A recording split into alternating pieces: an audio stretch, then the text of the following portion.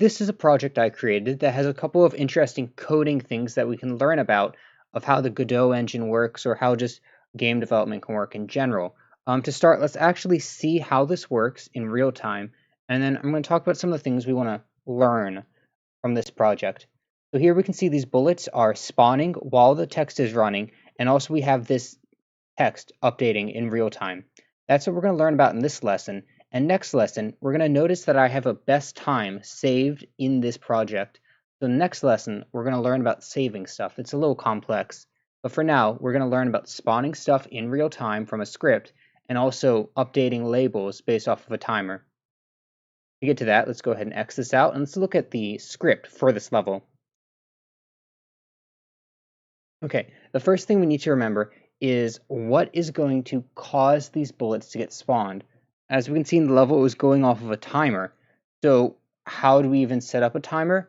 Well, if we go down here to physics process, we can see that this is what's called at every second. So we have a spawner cooldown, and if it's less than 0, we're going to get a random int within the size of our screen, and then we're going to spawn it.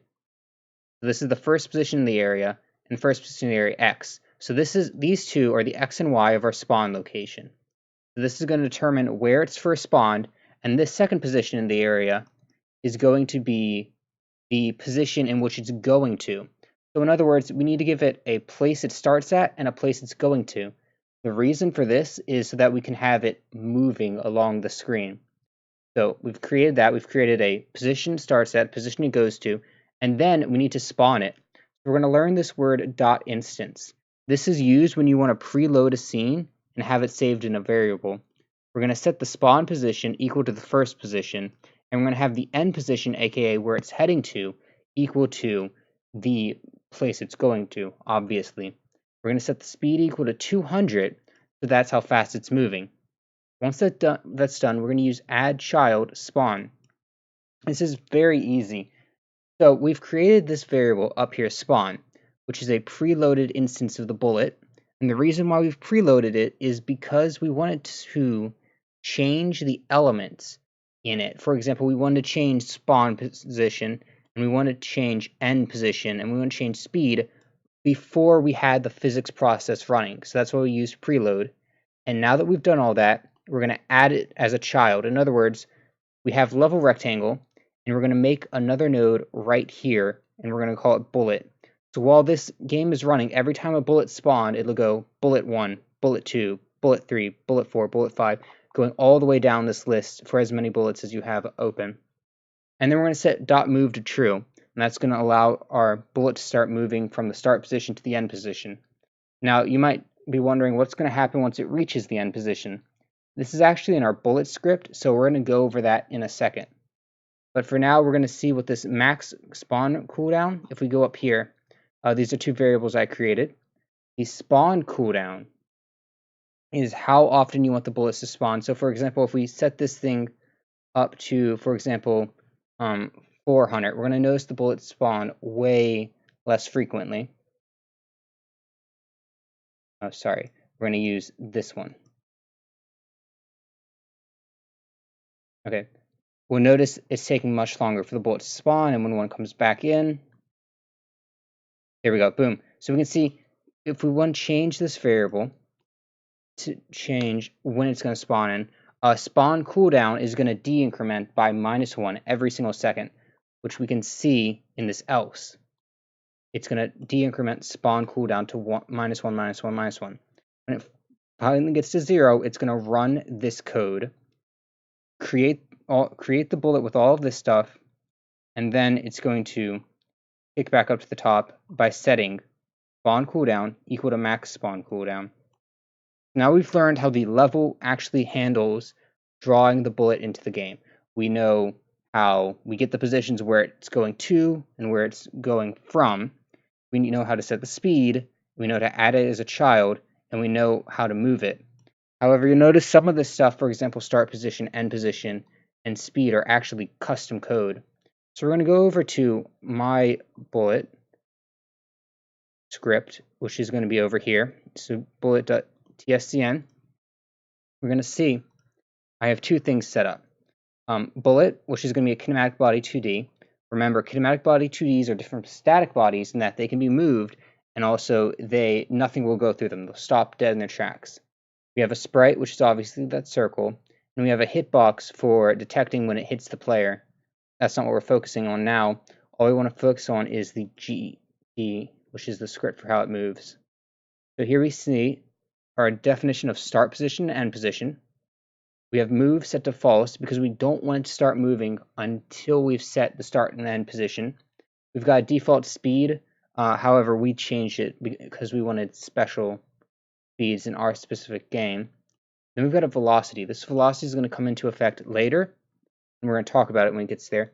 Then we have bounces, which is the number of bounces we want it to go. For example, we're going to see later that we're going to use a method called move and slide or move and collide. And this is when we're going to use that, but we're not there yet. So we see we're going to set the position equal to the start position, which is fine. We're going to do that. Now the offset's something you can use in other scripts, and I use in other scripts, but for this game, you don't need it. We also need to get the rotation because we need to remember what the position we're getting is local. We need to make it global. So you would use the angle to the point of which the end position is, which you just use this function. It comes with the any vector 2D automatically, so just use that. And then I personally use pi divided by 2 times 2 just because I think it looks the best, but that's just completely subjective. It doesn't even need to be there. Now we get velocity, which is going to be our speed and our location towards where we're going.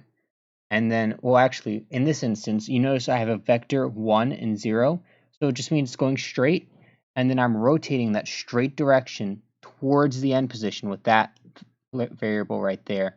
And then I'm multiplying it times the speed to get it to go however fast I want it to go. So that's how you can spawn it and get it moving. And then you'll notice once it's started, it's going to keep going in that direction even after it's hit the end position. So this answers, well, what's going to happen when it gets to that end position? Nothing. It's just going to keep going in that direction. So we're going to keep going down. And you'll notice we have this collision. In previous things, we've used move and collide before, but we never had it equal anything. And the reason why is because when you're using move and collide, it will actually return if a collision happened that stopped it from moving and colliding. So we're taking what it returns and putting it in this thing called collision. Now, if there was a collision, it's going to execute this loop right here.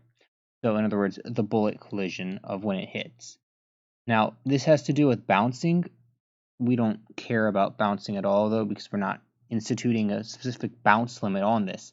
What we do need to notice is that we're saying that if the collider has been hit, we're sending out the damage in other words, in this case, if it hits the player has a hit variable, a hit method, and it's going to go to the hit method, and in this game, it's going to end the game.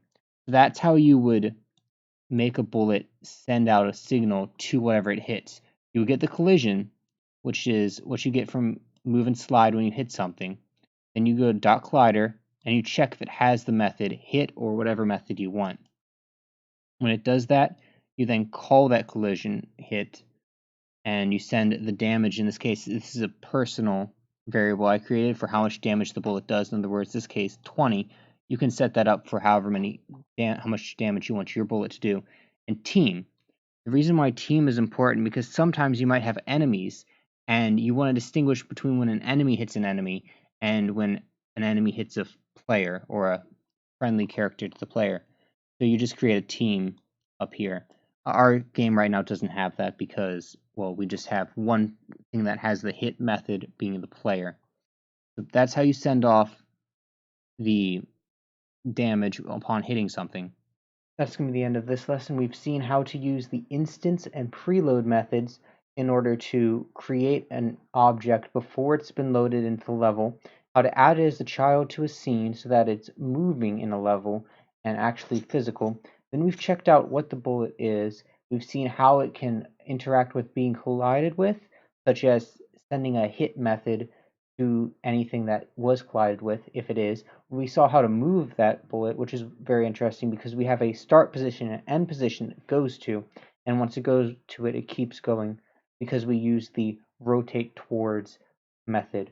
We also saw how move and slide has a variable it returns that is whatever the collision body it is that it collided with. This is very useful information, and I hope it helps you out.